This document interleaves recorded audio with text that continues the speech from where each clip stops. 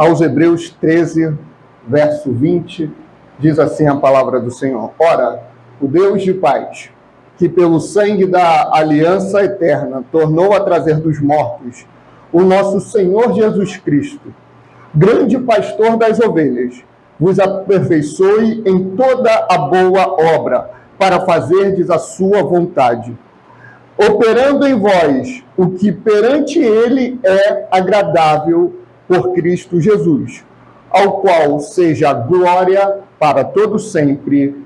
Amém. Amém? Podem sentar.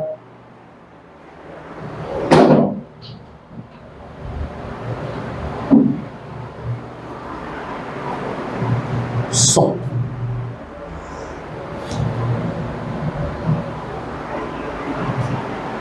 Som. Amém. Bem, queridos,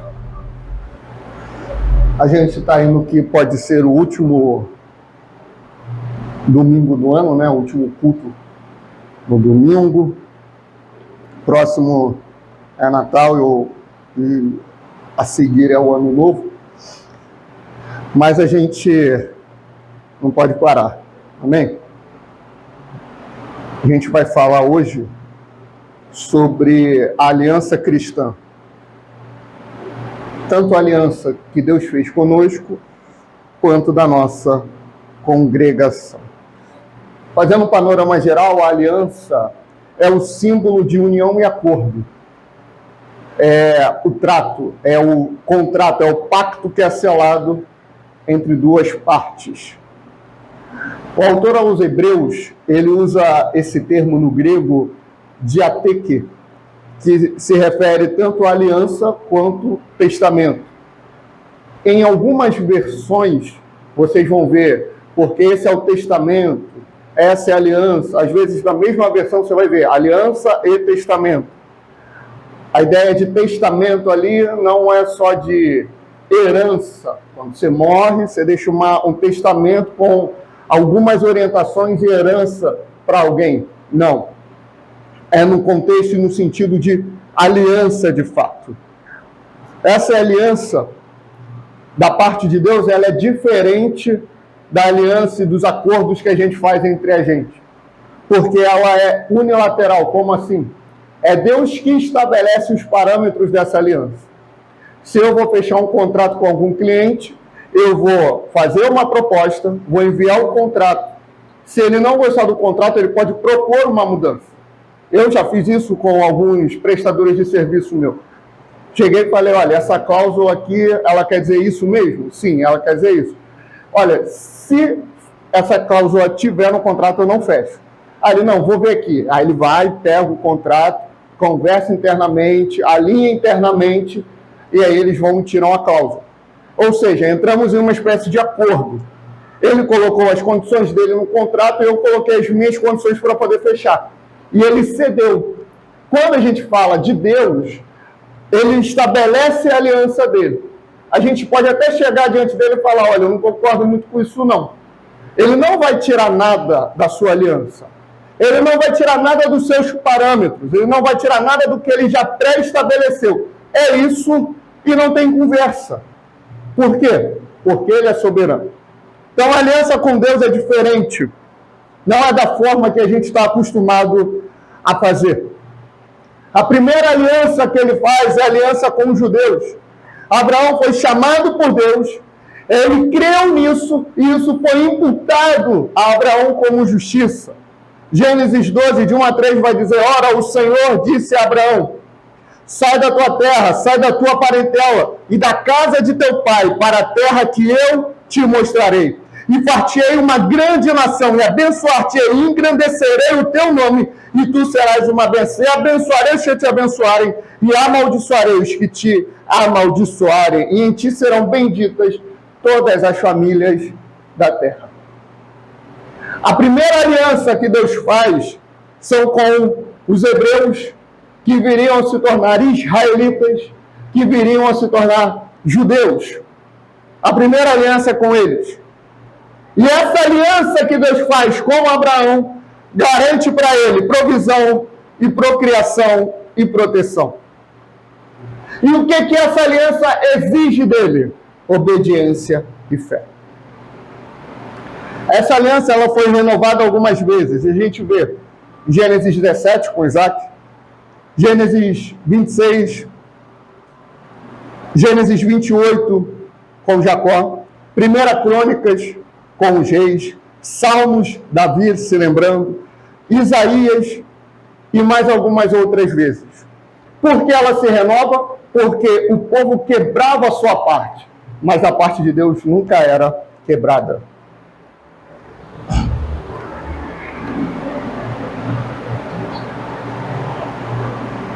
Da parte de Deus nunca era quebrada, nunca era negligenciada, somente da parte do povo, somente da parte dos judeus. Visto isso, o Senhor faz uma promessa: olha, eu vou fazer uma aliança eterna com vocês. Jeremias 31 a 3, que é o que está no nosso banner.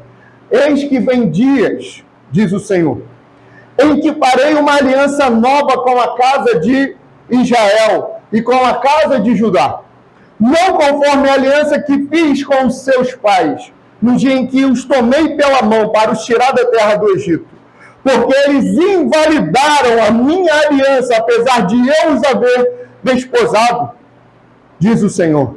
Mas esta é a aliança que farei com a casa de Israel, depois daqueles dias, diz o Senhor. Porei a minha lei no seu interior, e aí escreverei no seu coração, e eu serei o seu Deus, e eles serão o meu povo. A primeira aliança, ela foi feita através de tábuas de pedra. Deus foi e escreveu os seus princípios ali, a sua palavra ali. Porém, a partir do momento em que ele estabelece uma segunda aliança, e essa segunda aliança ela é eterna, ela não é mais em pedras, mas ela é no coração. Ele escreve a sua lei, ele escreve a sua palavra, ele escreve os seus desígnios no coração daqueles que o servem.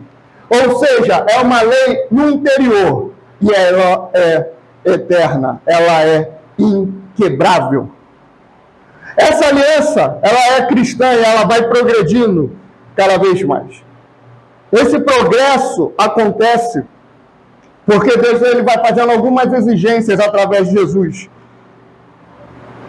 Mateus 5,17 vai dizer assim: não penseis que vim revogar a lei ou os profetas. Não vim para revogar, vim para cumprir. A salvação é uma garantia eterna. Assim diz o Senhor: se puderdes invalidar a minha aliança com o dia, o que ele está dizendo aqui? Se vocês puderem fazer com que eu quebre o acordo que eu tenho com o tempo de estabelecer dia e noite, e a minha aliança com a noite, de tal modo que não haja dia e noite no seu tempo, também se poderá invalidar a minha aliança com Davi, o meu servo, para que não tenha filho que reine no seu trono. Lembra da promessa que ele fez para Davi? Davi, olha só, a tua descendência permanecerá no meu trono. Então, seja fiel, ande no meu caminho, vem Salomão e quebra a aliança. Aí você vai lembrar, sempre que você lê 1 Reis, quando ele está falando com o descendente de Davi, ele fala assim: por amor a Davi, o teu pai, porque ele fez uma aliança com Davi, e essa aliança é inquebrável. Davi pecou com Batseba, inquebrável. Davi pecou fazendo censo, aliança inquebrável. Nem a força do pecado pode quebrar a aliança eterna que Deus faz com aqueles que o servem. Meu servo, para que não tenha filho que reine no seu trono, como também os levitas, sacerdotes, ministros. Como não se pode contar o exército do céu, nem pode medir a areia do mar, assim multiplicarei a descendência de Davi, o meu servo, e os levitas que ministram diante de mim. E veio ainda a palavra do Senhor a Jeremias, dizendo: porventura não tens visto o que este povo está dizendo? As duas gerações que o Senhor escolheu, agora as rejeitou, assim desprezam o meu povo, como se não fora mais uma nação diante deles. Assim diz o Senhor: se a minha aliança com o dia e com a noite não permanecer, e eu não puser as ordenanças dos céus e da terra, também rejeitarei a descendência de Jacó, e de Davi, meu servo, para que não tome a sua descendência os que dominem sobre a descendência de Abraão, Isaque e Jacó, porque removerei o seu cativeiro e apiedar-me-ei deles. Isso vai ser repetido lá em Hebreus. Essa aliança eterna, ela é com a igreja. Essa aliança eterna é a aliança cristã. Depois vocês leem Hebreus 7, do 22 a 28, e Hebreus 8, de 6 a 10. O que a gente pode concluir disso? Existe um efeito que a aliança cristã traz. Existe um efeito que a aliança de Deus com o seu povo traz. Ela é poderosa. Por que ela é poderosa? Porque ela ressuscitou Jesus Cristo. Ora, acompanhe Hebreus 13, 20. Ora, o Deus de paz, que pelo sangue da aliança eterna, aquela que ele falou com Jeremias, aquele que o autor aos Hebreus também repetiu, que pelo sangue da aliança eterna tornou a trazer dos mortos a nosso Senhor Jesus Cristo. Essa aliança, esse poder, essa graça, esse efeito está sobre a igreja. A aliança cristã, ela é poderosa.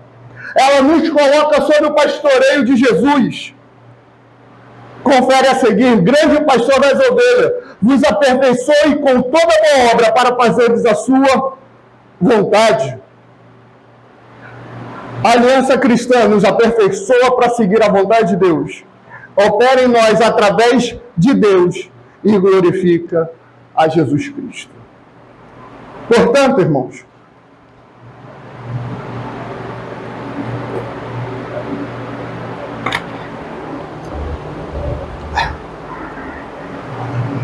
a nossa igreja está fundada sob um tripé.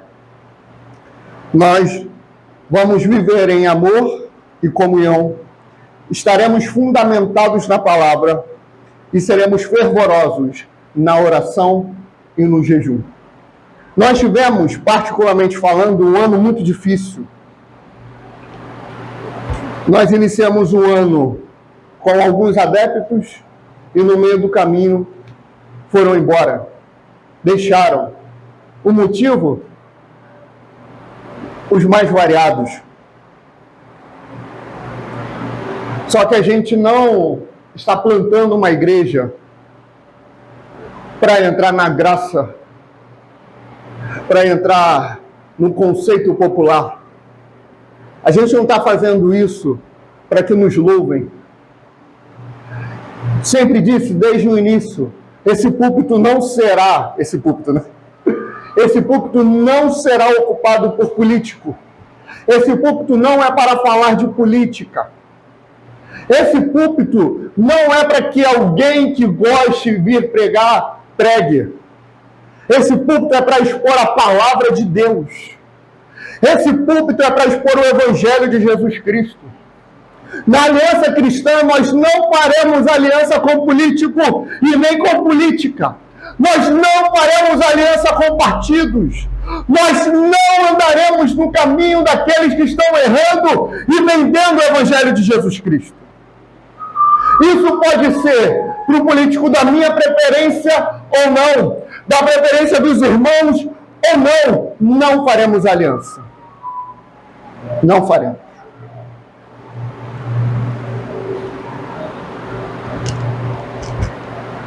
Nós não estamos fazendo uma reunião de desigrejados.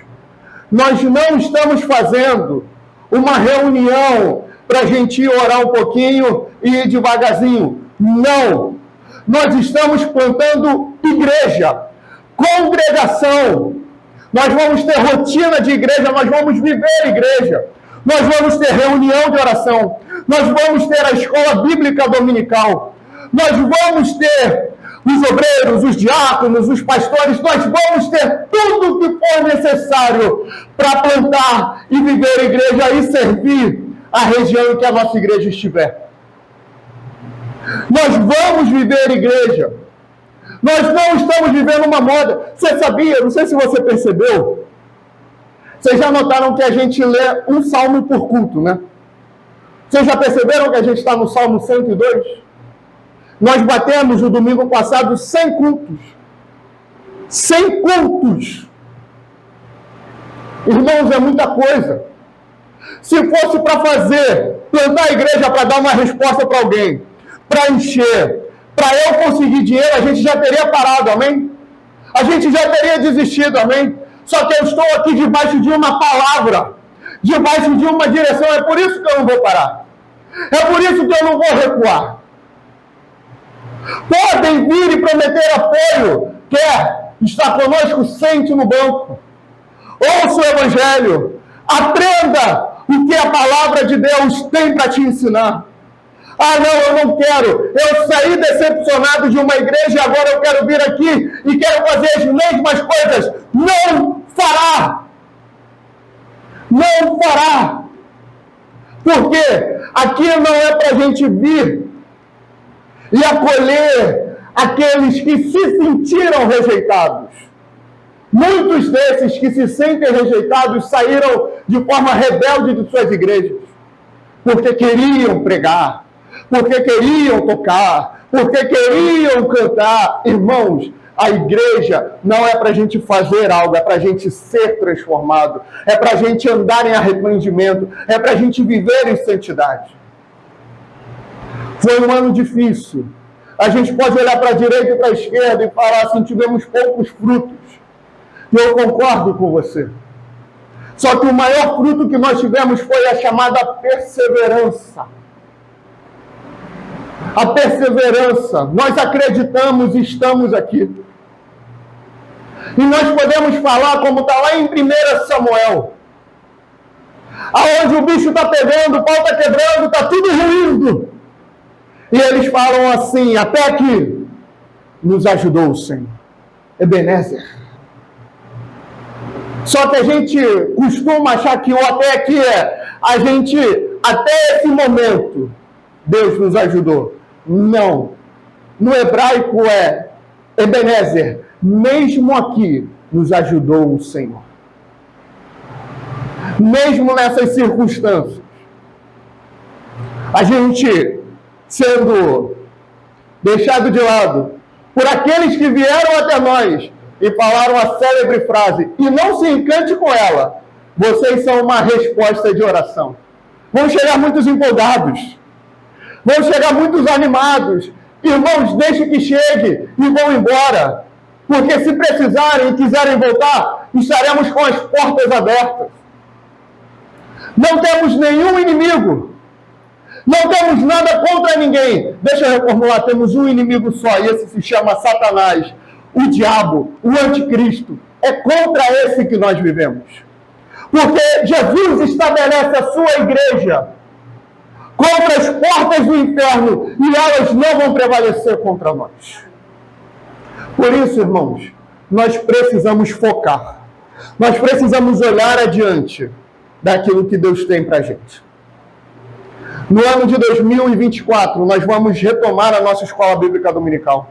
Nós vamos retomar, nós vamos reiniciar a nossa escola bíblica, nós vamos reiniciar as séries de mensagens sobre o Sermão do Monte, nós vamos reiniciar os nossos ensinos, nós vamos voltar com força total. E nós não vamos parar. Por isso eu quero te encorajar. A senhora fez uma oração muito propícia. Senhor, nos dê a ousadia para pregar esse evangelho, para abrir a boca nas ruas. Não foi algo mais ou menos assim? Seja missionária do ônibus, né? Seja para alguém no ônibus, no metrô, falou para alguém. A pessoa deu um mínimo de abertura, não perde a oportunidade. Pode oferecer visita, oferecer oração, pode convidar para a igreja. O que Deus tocar no teu coração, faça. Serve para qualquer um aqui. Para qualquer um. Ah, mora lá no Recreio, irmãos. As almas estão morrendo. As almas estão perecendo. O diabo está ganhando território. As igrejas estão mancomunadas com a maçonaria, com a corrupção, com o dinheiro. com adultério, malditos sejam. Nós precisamos avançar. Existe uma responsabilidade sobre os meus ombros e eu não posso recuar. Para mim seria muito mais fácil. A gente fecha as portas, procura uma igreja, eu me caso, crio os meus filhos e acabou. Só que existe um fogo que arde no meu coração. Me dói nos ossos e eu não posso recuar. E eu não posso parar e eu não vou. Eu quero te encorajar, não pare também. Não recue também. Eu não estou falando para lutar pela denominação, pela congregação, pela instituição. Não. É pelo reino de Deus. É pelo avanço do reino de Deus. As ovelhas estão destinadas para a matança. As ovelhas estão na boca do urso e do leão. As ovelhas estão na cova.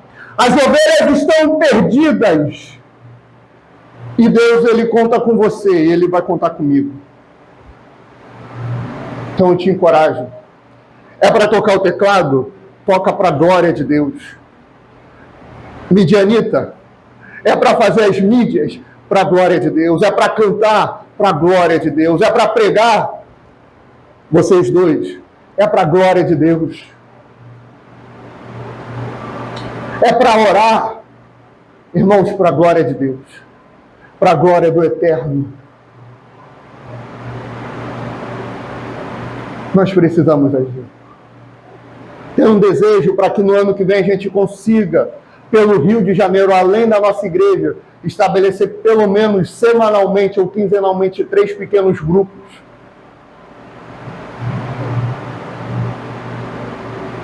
Tem um desejo desse lugar ficar cheio de pessoas sedentas por Deus. Você viu um período de louvor, você não quer que outras pessoas sintam isso, vejam isso, adorem com fervor, você não quer isso? É claro que queremos. O lugar, o endereço está de difícil acesso, a gente está orando. Ou Deus nos leva para um novo lugar, ou converte eles. Ou eles recuam, mas não importa, Deus está conosco. O Espírito do Senhor Jeová está sobre mim, e Ele me ungiu para pregar boas novas aos mansos. Jesus vira em Lucas e fala: se cumpriu essa profecia diante dos teus olhos. Só que o próprio Jesus, ele no final da sua vida, antes de ir para o céu, ele vira e fala assim: como o Pai me enviou, eu vos envio a vós. Então, se o Espírito do Senhor Jeová estava sobre ele, está sobre mim, está sobre você.